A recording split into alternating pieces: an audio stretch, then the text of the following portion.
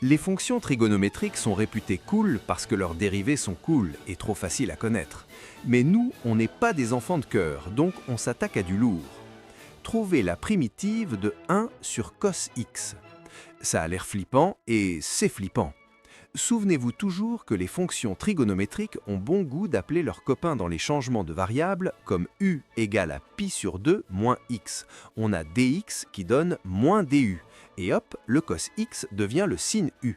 Donc, on sait que la primitive de cette insolente expression, c'est l'opposé de la primitive d'une autre insolente expression. Oui, c'est bon pour la culture.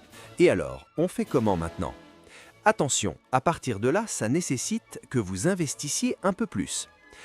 On va voir le 1 perché sur le sinus comme du cos carré x sur 2, plus sin carré x sur 2, hashtag idée de malade.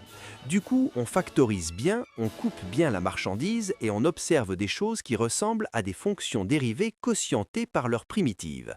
Donc, le logarithme entre dans le deal, et on obtient du log de plein de choses bizarres qui se simplifient, avec un peu de volonté, en log de valeur absolue de cosinus sur sinus de u sur 2. Oui, oui, je sais, ça fait beaucoup du coup.